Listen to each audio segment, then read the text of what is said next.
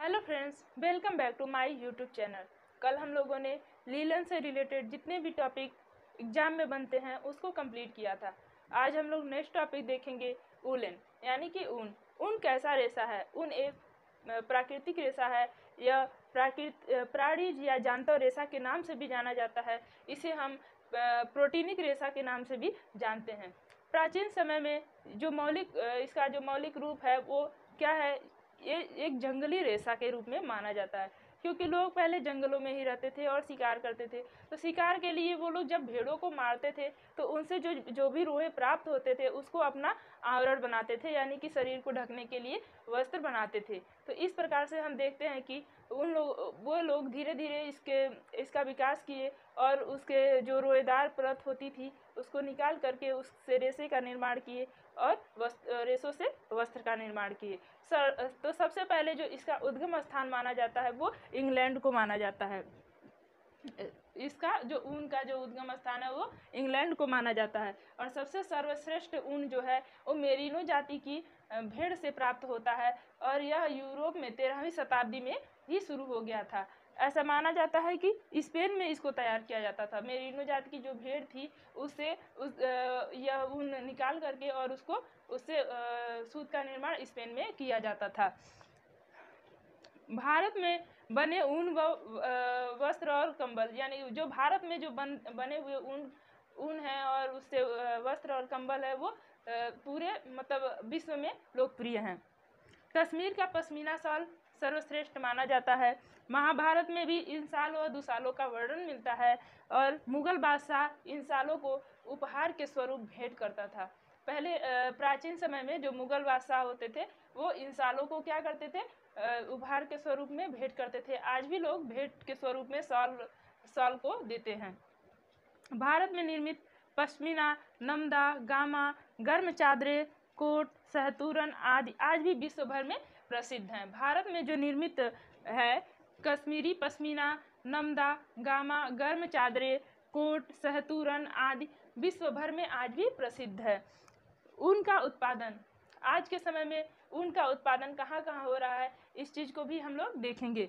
Bharat, Australia, Britain, Argentina, दक्षिणी Africa, New Zealand व संयुक्त राज्य में इसका उत्पादन भारी मात्रा में किया जा रहा है।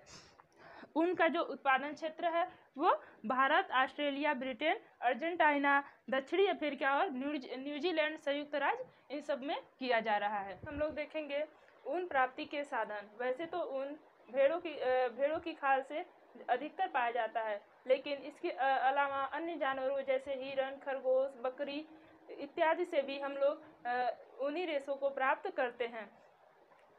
उत्तम किस्म के जो ऊनी रेशे होते हैं उसे हम लोग स्पेशलिस्ट हेयर फाइबर के नाम से भी जानते हैं। और सबसे महंगा विक्यूना नामक पशु से प्राप्त किया गया ऊन माना जाता है, यानी कि विक्यूना नामक ऊन की जो विक्यूना नामक पशु है उसकी खाल से प्राप्त किया गया ऊन सबसे महंगा होता है। इससे जो कोट बनाया जाता है उसे हम लोग मिल्क कोट के नाम से भी जानते हैं।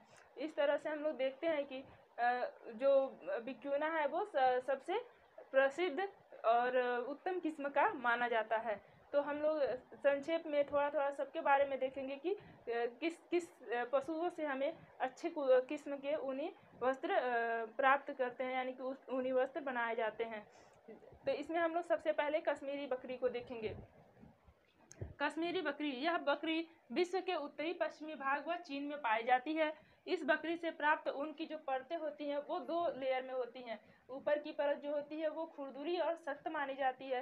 नीचे की परत जो होती है वो फिसलन युक्त व कोमल व चिकनी होती है, जिसको हम व्यावसायिक दृष्टि से पश्मीना के नाम से जानते हैं।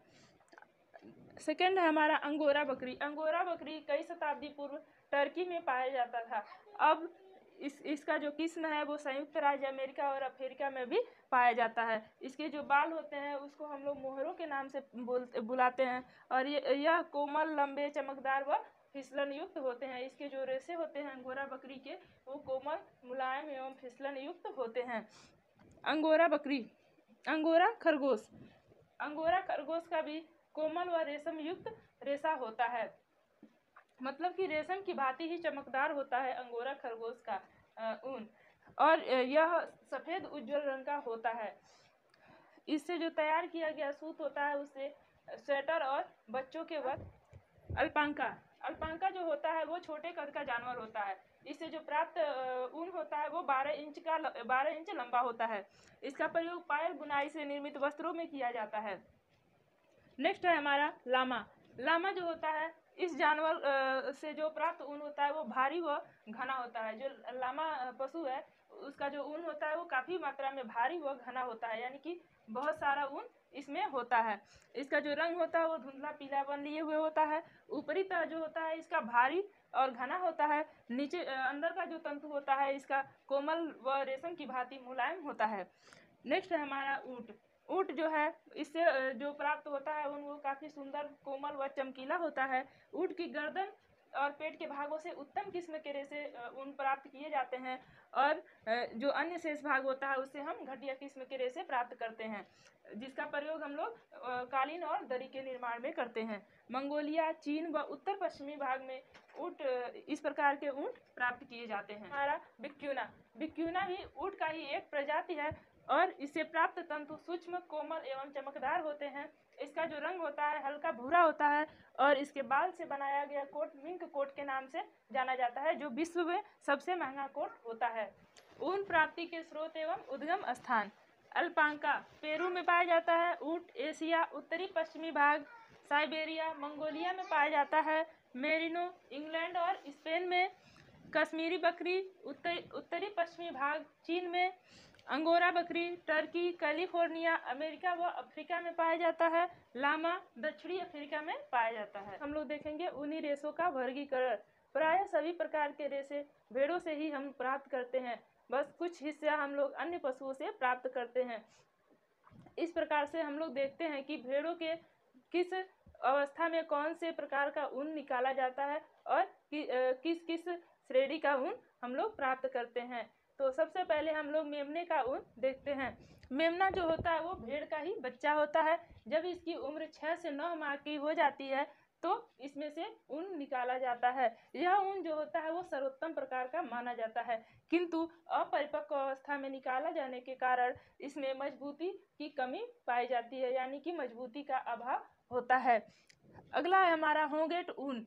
यह भी भेड़ के ही अवस्था से निकाली जाती है। जब भेड़ परिपक्व अवस्था में हो जाती है, यानी कि 12 से 14 माह की जब भेड़ हो जाती है तो उसके शरीर से पहली बार निकाला गया ऊन को हम लोग होगेट ऊन के नाम से जानते हैं। यह रेशा काफ़ी कोमल मुलायम होता है और इससे मजबूत एवं उत्तम किस्म के रेशे तैयार किए जाते हैं और इस रेशे का प्रयोग हम लोग ताने के रूप में करते हैं, क्योंकि इसमें तन्यता का गुण बहुत ही अच्छा पाया जाता है। नेक्स्ट है हमारा बीदर ऊन। जब भेड़ से हम पहली बार निकाल चुके होते हैं ऊन, उसके बाद जब दोबारा निकालते हैं तो इस दोबारा निकाले गए ऊन को हम लोग बीदर ऊन के नाम से जानते हैं। और यह भेड़ के शरीर के इस समय भेड़ की जो आयु होती है वो 14 माह से ऊपर हो चुकी होती है। इसका जो कलर होता है यह गंदा और मटमैला होता है। इससे भी जो भी रेशे हम लोग प्राप्त करते हैं वो मुलायम व कोमल होते हैं, कोमल होते हैं। हमारा खींचा गया ऊन यानी कि पुल्ड ऊन।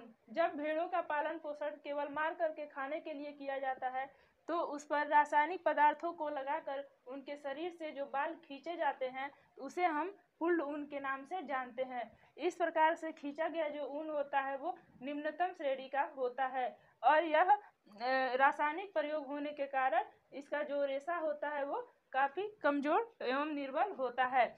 नेक्स्ट हमारा कोटी ऊन। जो जिन भेड़ों का विपरीत जलवायु और परिस्थितियों में पालन पोषण होता है उनको सही पोषण नहीं दिया जाता है, तब ऐसी स्थिति में उनके बाल कड़क, रुक्ष एवं प्राकृतिक होते हैं, जिससे नमदा और दरी बनाने का उपयोग किया जाता है।